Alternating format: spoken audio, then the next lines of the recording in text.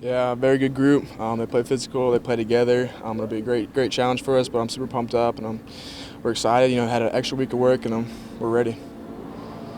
These last 2 weeks been just coming off of the way the games are ended, and just kind of moving on, learning from it, and trying to grow from it.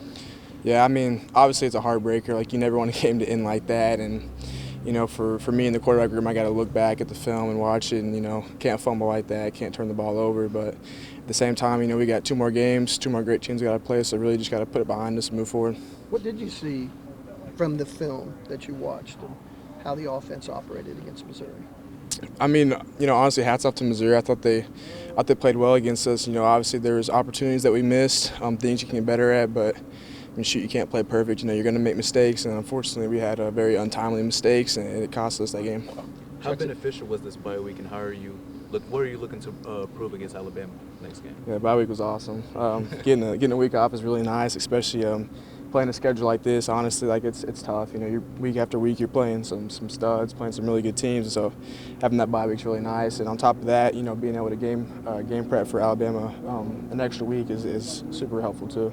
Jackson, how big would it be for this team to get to a bowl game?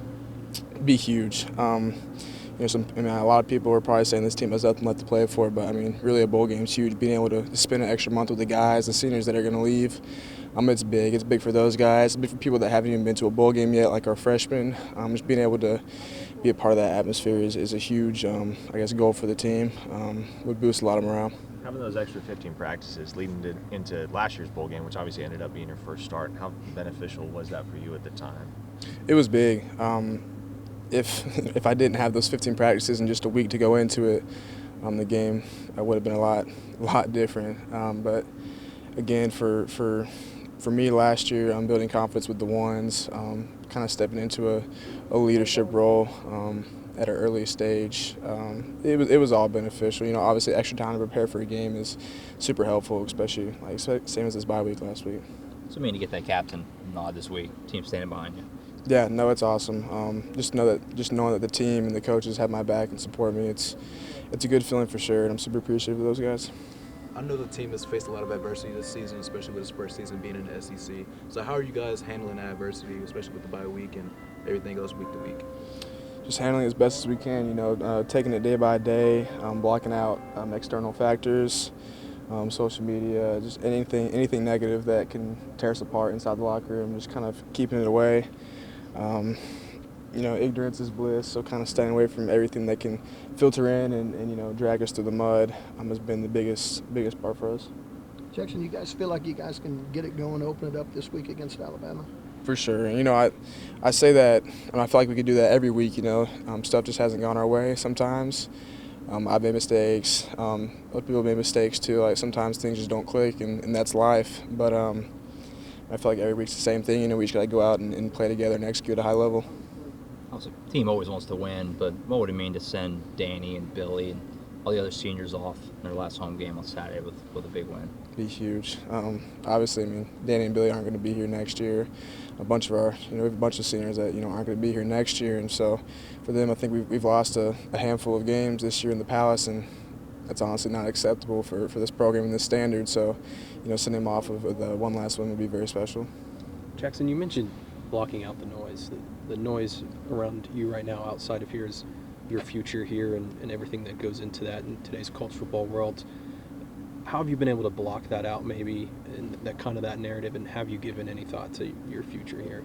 I don't look at anything ever. I stay in my lane, I stay focused. I have Snapchat, so I talk to my friends, talk to my family, call them, and talk to my girlfriend. But other than that, I don't go on any social media. And regarding my future, we got two great teams left that we got to go against. I'm just taking it week by week. How big would it be for this team? Obviously, the season hasn't gone well, but how big would it be for this team to maybe surprise some folks and win these last 2 games, or win at least one of these last 2 games? Yeah, no, it'd be awesome. Obviously, going 2-0 these last 2 weeks would be ideal. Send those seniors off with a great last 2 weeks against two great teams, and it'd be 2 great environments too. It'd be really awesome. Jackson, it's been almost a month now. You've been working more closely with Kevin. Just how have you seen your relationship grow with him over the past month, especially during an off week like last week?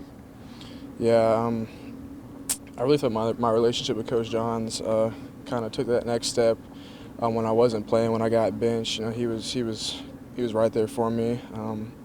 He kind of shared some of his, I guess, his not struggles, but I mean his similarities to when Coach Elko went to A&M and he didn't go with him. He kind of opened up to me, and we really bonded over that, talked to each other, and now that he's my actual QB coach and teaching me things that I didn't know before, whether that's footwork or timing and rhythm. He's huge on timing and rhythm, but being able to work with him these past couple of weeks has been great. It's been like seeing Xavier. Obviously, he had some big runs for you guys late against Missouri. Just seeing his growth and maturation throughout this year.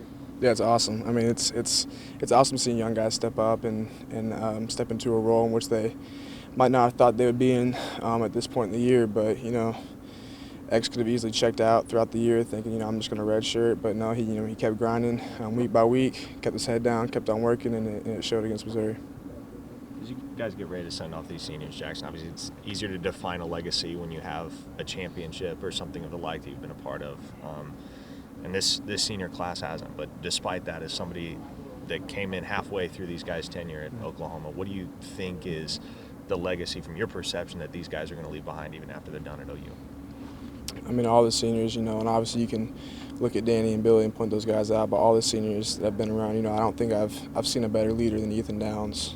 That's speaking from the truth, man. His ability to rally all of us, and not only that, but I mean, just I don't even know how to describe it. He's very rooted in the Bible and God's Word, and I think he's a great facilitator of that. If he's not a preacher when he gets older, I don't know what he'd be. But I think all those seniors are fantastic, and for Danny and Billy, like those guys, obviously they're going to be remembered forever here. Danny, his personality, he'll be remembered here forever, and just for those guys, I want it so bad for them these next 2 weeks to go out and go get a win for them.